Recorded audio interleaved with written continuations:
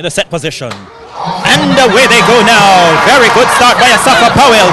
Steve Mullings is there. Asafa Powell steps forward. Johan Blake. Nesta Carter. Johan Blake looks to have done it. An absolutely blanket finish. What a race. What an athlete. What an occasion. Oh dear. That was a blanket finish. But I think by the flare of a nostril on the inside. We wait for the photo finish camera. It was absolutely close. Johan Blake looks to have stuck the nose in front, but it's too close to call at this stage. Let's look at the replay. Mullings was in there. Blake was in there. Nesta Carter. Asafa Powell and Mullings were coming late. Blake by the flare of a nostril now. Powell on the line. Oh, it's desperately close. It is absolutely close. It could be Powell, but only by the flare of a nostril. It could be Blake, but I tell you something, it is very, very close. It looks like Powell from this vantage point. In the light green on the inside, Johan Blake. In the dark suit, Nesta Carter in green, falling back. With Steve Mullings, Asafa looking good, Blake coming on the inside. Near to us, Asafa Powell relaxing, but running all the way to the line. It's going to be close. The last steps now. Powell clearing the lead. It's close indeed. Powell, Blake on the inside. Asafa looking across. It's Powell. Asafa, Powell. With Blake at the top of the screen. Nesta Carter fourth. My word, the National Stadium has erupted. Asafa Powell and Blake hug each other now.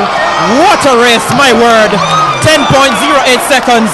The official time now for Asafa Powell. He is the big man on the evening. He is the big man in town.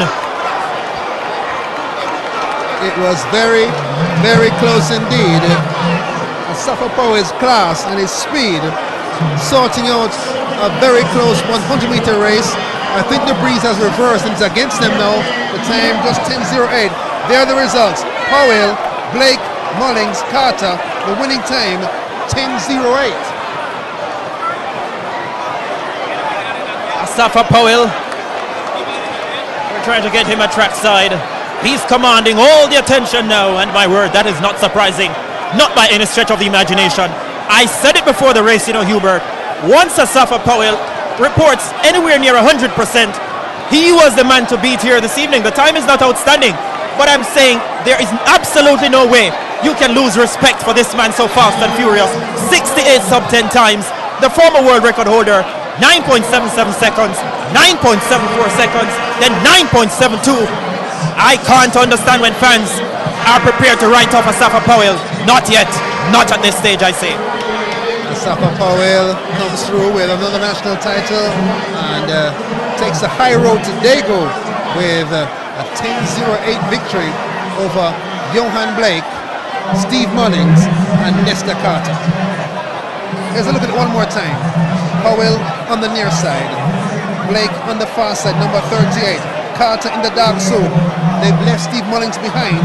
Powell, high knees, nice relaxed high arm driving performance. A big effort for Mullings near the end, and it's Powell looking across with something to spare.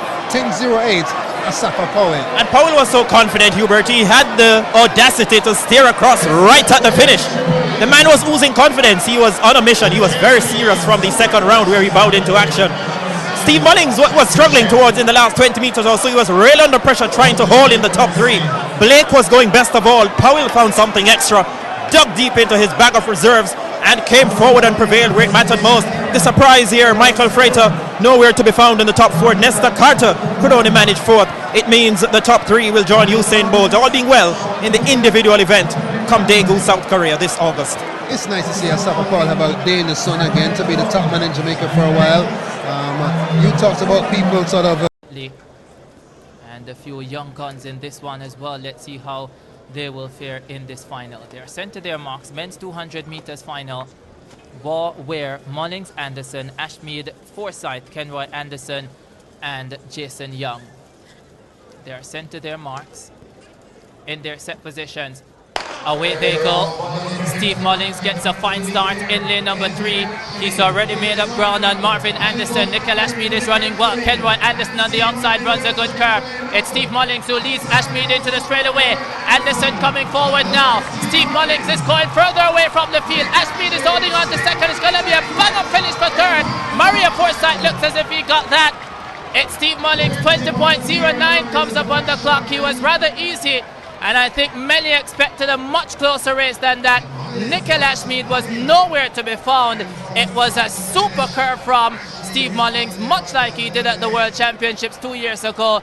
And at the end of the day, Hubert Lawrence, it was a no contest.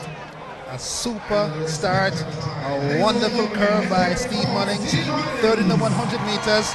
Came past the field. At that time, Ashmead also going fast in the curve as well. They came off the straightaway together, and then Mullings began to motor. High knees, nice relaxation, had cramp after the 100 final, and here has come back to deliver a fine performance at twice the distance. And how about Maria Forsyth producing a wonderful stretch run to get by Kenroy Anderson and Marvin Anderson, along with a Tyron Warren Weir to snatch that third spot. Wow. Steve Mullings though in wonderful form. He wins the men's 200 meters. There he is, 2:08. And must be a big disappointment for Marvin Anderson, Hubert Lawrence. There is the curve again. Very slow start for Marvin Anderson, and that accentuates the fast curve by Steve Mullings and by Nikhil Ashmead. And that time, Kenroy Anderson is in third place. In the straightaway, a big run by Maria Forsyth puts him in third, with Mullings moving further and further away. It's just wonderful performance by Steve Mullings, and you have to feel that with Tyson Gay out, he certainly would be a medal candidate for this event, even more so. We're going to run down to trackside and Leighton Levy. We'll be with Leighton in a moment. Still looking at Steve Mullings, nice high knee drive, and high concentration all the way to the finish, with Forsyth getting third and Ashmead easing down when he thought he was sure to be on the team. Very, very relaxed was Steve Mullings in that straightaway. And I think Leighton Levy is... We'll be with an interview shortly, but in the meantime, the fans are buzzed now. They were buzzed on Friday night after the 100 meters. They're buzzing now after that 20.10 run by Steve Mullings. Ashmead second, Forsyth third, and yes, disappointment for Marvin Anderson. This must be a major disappointment. Made the final in 2007, but in truth, he hasn't been the same since.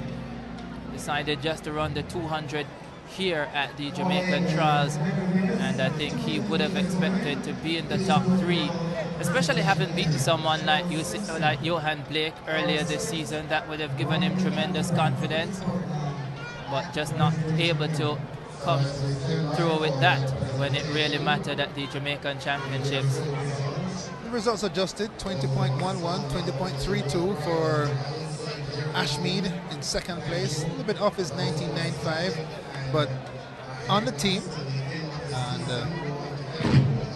Usain Bolt, of course, 1986 world leader. That's a powerful team for Jamaica going to the World Championships. Would love to have had Johan Blake on that one. Big disappointment, he not being able to run the 200.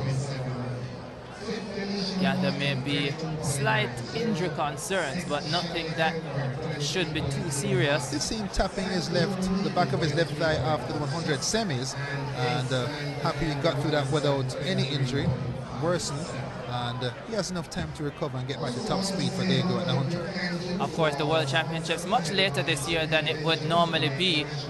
Normally mid-August, thereabout. Now it's all the way towards the end and then runs into September. So lots of time for those who are not necessarily in the greatest of shape now. You've got to be slightly concerned though for the NCAA athletes who